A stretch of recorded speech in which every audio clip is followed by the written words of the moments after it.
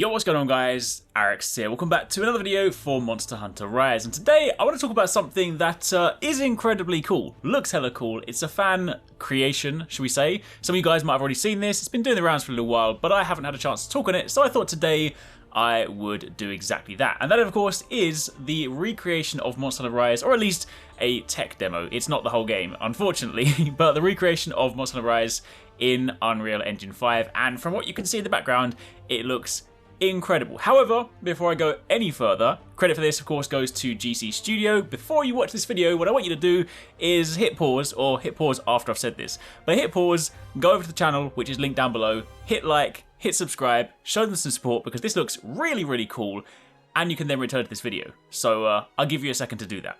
But assuming you've now done that, you have followed the correct procedure, then yo, let's talk about this. I'm only going to show part of it because, of course, if you want to see the whole thing, you can watch the video on GCSTUDIO's channel. They go through some of the stuff in Unreal, which just looks hella confusing to me, honestly. I've done a little bit of game development in my time. I went to university to do game development and computer science, so I have some experience with Unreal Engine, Unity, game engines in general, but this is still well beyond my capabilities. But I mainly want to talk about the stuff that just looks hella pretty, because honestly, this is super cool. I mean, Monster Hunter Rise is a fantastic game, and while admittedly it might not have necessarily got all the support that we'd hoped in terms of, you know, post-launch content, additions to the game, you still can't deny the fact that it has a fantastic base, which of course makes me incredibly excited for Sunbreak, and it is still one of my favourite Monster Hunter games to date regardless. And of course we do have the PC version coming out, which does look hella crispy, but there is a big difference between the PC version and the Unreal remake, because you can see some crispy looking environments, the character model looking like something straight out of Monster Hunter World, and just the fluid movement. I mean, movement in Monster Hunter Rise is one of my favourite things about the game regardless. Any game that has really good combat and really good movement, where you can just like fluidly jump around, move around, reposition, it's just fantastic. And the Silkbind, while admittedly it of course is going to be something unique to Rise, I don't imagine it's something that we'll see in future games, I do love the addition of it because that movement is just unmatched. And seeing the Hunter, which already looks cool, the character model looks fantastic, seeing them seamlessly just swing around the world, these sort of crazy looking mountains. Now of course, it is a lot easier to create this looking super smooth with these fancy environments when you don't have to factor in a giant monster, loads of other things going on. I'm sure if you put half the other stuff into the world, maybe it wouldn't run so well, but regardless, it looks really cool. And you know what this kind of excites me about more is just kind of the future potential of Monster Hunter anyway, because again, it's fair to say Monster Hunter is one of Capcom's biggest IPs. It is not going to end with Monster Hunter Rise. It's not going to end with Monster Hunter Rise Sunbreak. They're obviously going to continue, you know, producing Monster Hunter games because why wouldn't they? At the end of the day, it's a business, so they would be silly to just be like, hey, haha, no more Monster Hunter, guys. I mean, that's just basically like leaving money on the table. So they're obviously going to make future ones, and of course, now we are into the new console generation. I don't imagine we see anything for a good, maybe like 2 or 3 more years, because Sunbreak will of course be next year, and it launches in summer, so you're going to kind of have like a year of that. So I feel like the earliest, the absolute earliest we could even remotely hear about a new Monster Hunter game would be 2023, and of course then probably releasing thereafter. But anyway, that's my long roundabout way of saying that of course this gets me excited because thinking about the power of the PlayStation 5, the Xbox Series X, and of course PCs, I mean that doesn't change, they're always really powerful.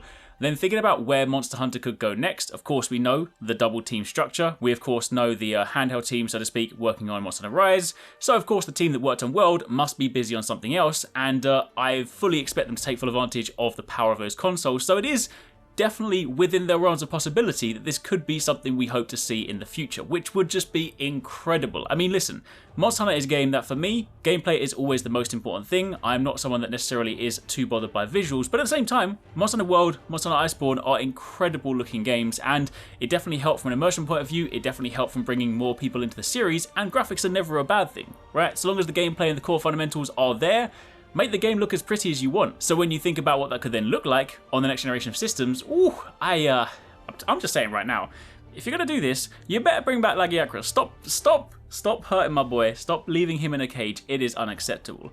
They did also have in this demo some underwater segments. I still stand by this. I don't like underwater in any games. Not that I'm here to say please don't bring back features, but I do not miss underwater combat in Monster Hunter. I'm just saying. I do not miss it. Not in the slightest. No thank you. But the water does look amazing, being able to swing through. And you know what? The fact they've made it so that you can use the Silkbind in the water to like pull yourself out, This scene specifically where you jump out the water and you see the lens flare in your eyes and you're like, I need some sunglasses. That is very cool. Also, shout out to the training dummy in the sort of, you know, Unreal development space. This Mecha Pteranodon looking hella funky. Kind of looks like one of those sort of funny items that would drop out of a ball in Smash Brothers. I think that looks super cool. But anyway, that's pretty much it. I just wanted to talk a little bit about this today just because I'd seen this a few weeks ago. I hadn't really had a chance to talk on it, and I thought I would just do that today to kind of like chat about a new topic. So hopefully you guys enjoyed this. Let me know in the comments down below what do you think. What do you think of the video? Again, make sure if you haven't done so already to head over to GC Studios and hit that subscribe button, give them a like, support their video. But let me know what you guys think, and of course, keep it locked for plenty more Monster Hunter content. Thanks very much for watching. I hope you guys enjoyed the video. If you want to catch more from us, don't forget to subscribe and turn on notifications so you don't miss our latest uploads. And if you want somewhere to hang out, play games, or chat all things from games to anime, food to fitness, consider joining the HyperX Gaming Discord.